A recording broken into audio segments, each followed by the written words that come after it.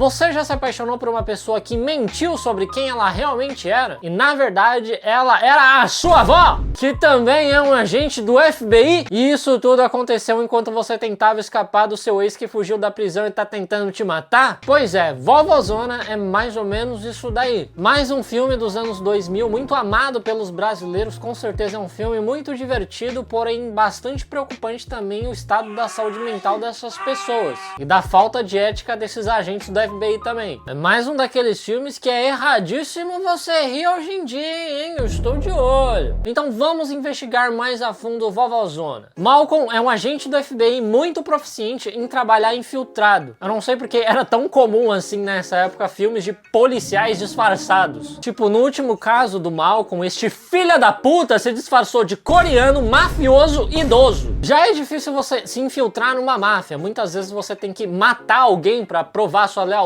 Ou até mesmo colorir o seu cabelo e namorar um gamer pra você poder entrar pros bissexuais. Ainda não contente, este desgraçado quer se passar por outra etnia, como se não tivesse agentes coreanos no FBI. E ainda não satisfeito, ele também quer se passar por outra faixa etária, como se não tivesse coreanos idosos no FBI. A coisa mais comum que tem hoje em dia na Ásia é idoso trabalhando. Infelizmente a galera tá com muita dificuldade em se aposentar por lá, tá? E tá aí esse cara, esse desgraçado do Malcolm roubando emprego dos idosos. Bom, mas depois de outra missão muito bem sucedida se infiltrando na máfia coreana, ele recebe outra missão igualmente importante, envolvendo um criminoso chamado Lester que acabou de fugir da cadeia. Ele foi preso depois de ter matado 2 pessoas e ter roubado 2 milhões de dólares do banco onde a namorada dele trabalha. Só que eles nunca encontraram esse dinheiro. Até porque a especialidade do FBI é apropriação cultural e não resolver crimes. E eles suspeitam muito que a namorada do Lester, a Sherry, ajudou no crime e também tá escondendo essa grana. Só que eles nunca conseguiram provar isso. Isso deixou eles bem frustrados, até porque a Sherry nunca usou esse dinheiro. Inclusive ela trabalha em 2 empregos de merda só pra conseguir se sustentar e sustentar o filho pequeno dela. E não passou pela cabeça do FBI que talvez, apenas talvez, ela não esteja com essa grana, né? Que eu acho que se ela tivesse com essa grana, ela já tinha se mandado desse país. Bom, mas eles acreditam que agora que o Lester está solto, ele vai tentar ir atrás da Sherry e também recuperar a grana dele, é claro. Só que a Sherry também tá desaparecida desde que ele fugiu da prisão e eles acreditam que ela vai entrar em contato com a avó dela, a senhora Hattie Mae Pierce, que mora bem longe dela e faz muitos anos que elas não se veem. Porque pelo visto é bem comum as pessoas só procurarem as suas avós quando eles estão com problemas com a justiça, ou querendo alguém para tirar um Civic no nome dela com a falsa promessa de que você finalmente vai começar a se cuidar e vai no médico esse ano. Então o FBI decide observar a senhora Hattie Mae Pierce bem de perto. Os agentes Malcolm e John alugam uma casa ali na vizinhança dela e ficam de tocaia esperando a Sherry aparecer ou fazer contato com a avó. Mas eles não esperavam que assim que eles chegassem no bairro, eles fossem recebidos por todas as senhoras da vizinhança, que vieram desejar boas-vindas e todas trouxeram bolos para eles. Muito provavelmente elas vieram demonstrar apoio ao que parece ser o primeiro casal gay interracial do bairro, né? O Malcolm então aproveita essa oportunidade para grampear a casa da vovózona, da Hattie Mae Pierce, enquanto o John fica ali enrolando as senhoras na casa dele. Porém, a vovózona está com dor de barriga, morrendo de vontade de cagar. O John faz o possível e o impossível para tentar ao máximo enrolar ela, manter ela ali sem voltar para casa, só que uma hora ela simplesmente se cansa e acerta um chute no saco dele. Claramente uma senhora homofóbica. Ela obviamente vai direto pro banheiro dela, onde coincidentemente o Malcolm está escondido. E lá ela evacua todos os seus dejetos de maneira brutal, juntamente com peidos fedidíssimos e grunhidos de dor e alívio. Pois é, em algum momento da história o nosso clichê em filmes foi de piada com peidos pra romance entre irmãos. À noite os agentes descobrem que a vovózona vai ficar 2 semanas fora de casa pra cuidar de uma amiga dela que foi hospitalizada. E ela simplesmente sai no meio da calada da noite sem avisar ninguém. Eles aproveitam essa deixa pra grampear o telefone dela, sendo que eles são a porra do FBI! Não era pra eles terem acesso a todas as ligações domésticas? Até o aplicativo do Talking Tom deve ter acesso a tudo que a gente fala e o FBI não? Bom, só que assim que eles chegam lá, o telefone começa a tocar e eles deixam cair na caixa postal. Quando eles descobrem que é a Sherry do outro lado da linha, o Malcolm atende na hora e começa a se passar pela vovózona. E a Sherry diz que ela está tirando umas pequenas férias e gostaria de um lugar pra ficar. Típica frase de parente que nunca mais vai sair da sua casa. E o Malcolm, se passando pela vovózona, obviamente aceita recebê-la. Então o Malcolm, com toda a sua habilidade, prepara um disfarce perfeito de vovózona, porque com certeza a neta não vai perceber perceber que aquela não é a porra da avó dela, né? E no dia seguinte, ele recebe a Sherry e o filho dela, o Trent, que obviamente não percebem que essa não é a vovozona. Além dela só procurar a véia quando ela tá com problema, ela nem sabe reconhecer a avó. Sendo que normalmente é o contrário, né? A sua avó que não te vê faz muito tempo, que olha pra você e fala, ué, mas você não era mais magro, mais bonito e mais gay antes? Mas ser a vovozona não vai ser uma tarefa tão simples quanto o Malcolm imaginava. Primeiro que tem um velho tarado esquisito que fica dando em cima da vovozona e tentando beijar ela à força o tempo todo. Como diz minha namorada, só velho ruim ainda tem um pipi que funciona. Segundo que o Malcolm sente muita atração pela Sherry e ele vai ter que controlar os seus impulsos, porque pelo visto isso é uma tarefa muito difícil para um agente treinado pelo FBI. E terceiro que aparentemente a vovozona é a parteira da vizinhança. E uma mulher chamada Rita está prestes a dar luz. O Malcolm então é chamado para realizar o parto e claro que ele fica completamente desesperado. É tipo quando você mente no currículo dizendo que você sabe Excel avançado e aí eles pedem para você fazer a planilha mais básica do mundo e você tem que fazer uma no Canva usando um template de panfleto de pizzaria. Mas para você nunca passar por isso, é só você fazer sua matrícula na Alura. Lá tem centenas de cursos e formações completas para você dominar o mercado tech sem você precisar fingir ser a avó de ninguém. E o bom de lá é que com uma única matrícula você tem acesso a todos os cursos da plataforma. Então você realmente se torna um profissional preparado para tudo. Talvez não preparado para realizar um parto, mas com certeza preparado para o futuro da tecnologia. Tipo, se esse filme fosse hoje em dia, o Malcolm até poderia perguntar para a inteligência artificial como que realiza um parto. Mas eu não recomendo fazer isso daí também não. Eu acho mais interessante você aprender como a IA pode te ajudar na programação, por exemplo. Porque para isso tem curso na Alura. Agora, coitada dessa criança que vai ter que nascer num ambiente que nem esterilizado tá. O cara usou uma luva de assar bolo para fazer o parto, como se ele estivesse tirando uma torta de frango do forno. Ao contrário do Malcolm, na Alura sim, você vai aprender a usar todas as ferramentas da maneira correta. E ainda é tudo online, então você que escolhe o melhor horário para você estudar. Tanto no tablet, no celular, no computador, no notebook, você que manda. Então se você não quer acabar igual o Malcolm, confere o link aqui na descrição que através dele você já ganha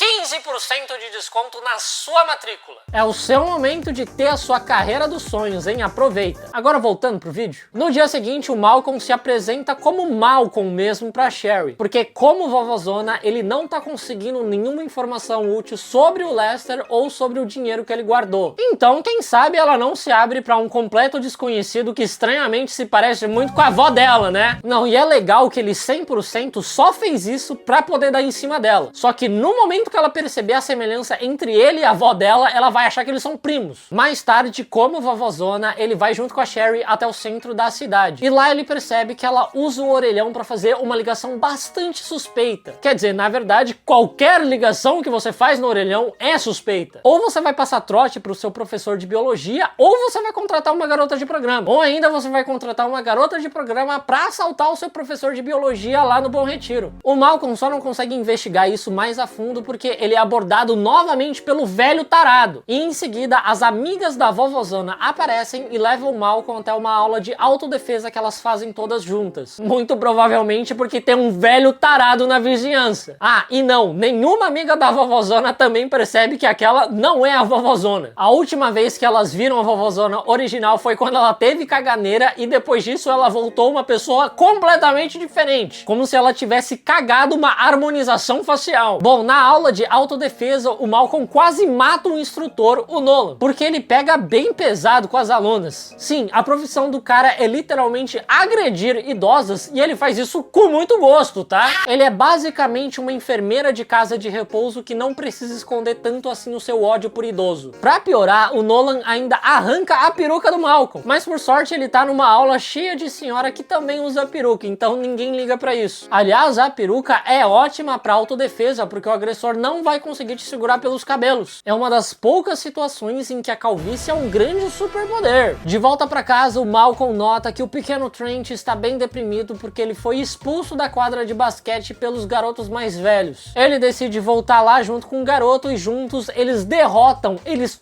humilham os valentões da quadra de basquete. E os valentões não podem fazer nada, eles não podem revidar porque ela é uma idosa. E ninguém vai acreditar neles se eles disserem que eles bateram numa velha porque ela humilhou eles no basquete. Eu fiquei com muita vontade de sair disfarçado de velha batendo nos outros na rua também. No outro dia, o Malcolm, disfarçado de vovózona, diz para a Sherry que ela deveria dar uma chance pro Malcolm. O rapaz Malcolm, que ele é um rapaz muito legal, muito bacana. O único problema é que ele é igualzinho a sua avó, né? E possivelmente gay também, porque ele tá morando junto com o agente John. Mas é que o Malcolm realmente entrou de cabeça no papel de vó Gagá, tentando juntar uma neta dela com um rapaz que ela esqueceu que também é neto dela e gay. Mais tarde, ele convenientemente aparece ali como Malcolm bem na hora que a Sherry tá saindo pra pescar junto com o Trent. E eu acho que tá rolando um mal entendido aqui, porque ela provavelmente tá levando o Trent pra pescar porque era isso que o pai do Trent fazia com ele, sem perceber que ir pescar é apenas um código pra atrair a esposa. Nenhum homem vai pescar. O Trent até hoje deve pensar que ir pescar é apenas ficar na piscina de bolinha do shopping enquanto seu pai some por 2 horas com a atendente da Riachuelo. Quando eles chegarem ali no rio de barco, ele não vai entender porra nenhuma. Mas é exatamente por esse motivo também que o pequeno Trent convida o Malcolm a se juntar com eles. Ele provavelmente deve achar que só homem pode pescar. Durante o passeio, o Malcolm começa a achar que a Sherry não tá ajudando o Lester. Pelo contrário, ela parece estar fugindo dele. E por algum motivo, ela decidiu não avisar isso pra ninguém. Nem pra polícia e nem pra avó dela. Afinal de contas, é muito mais divertido você colocar a vida do seu filho em risco e da sua avó sem que eles saibam de nada. À noite surge um grande contratempo. Lembra do Nolan, o instrutor de autodefesa? Ele começa a achar a vovózona muito sus depois dela ter arrebentado ele na aula e depois de ter visto ela jogar basquete como se ela não fosse uma senhora peidorrenta de 70 anos. Pois é, até o agressor de idosas percebeu que tem uma coisa errada e a neta dela não. Então ele começa a seguir a vovózona e acaba encontrando o Malcolm e o John dentro daquela casa que eles alugaram para fazer a investigação deles, juntamente com todas as peças do disfarce da vovózona. Então os dois agentes se veem obrigados a contar toda a situação pro Nolan e pedem total colaboração para manter o disfarce e para observar qualquer tipo de movimento suspeito. Mas eu acho que ele só gosta de observar idosa mesmo. O cara é o Capitão América de espancar idosos, qualquer outra faixa etária não interessa a ele. O Malcolm então volta para casa da vovózona usando o disfarce dela e para alegria dele começa a trovejar muito forte e a Sherry vem pedir para dormir junto com ele porque ela tem medo. Eles ficam de conchinha e ela começa a sentir uma coisa dura ali embaixo da coberta. Ela pergunta se ele tá com uma lanterna ali embaixo e essa é a cara que ele faz.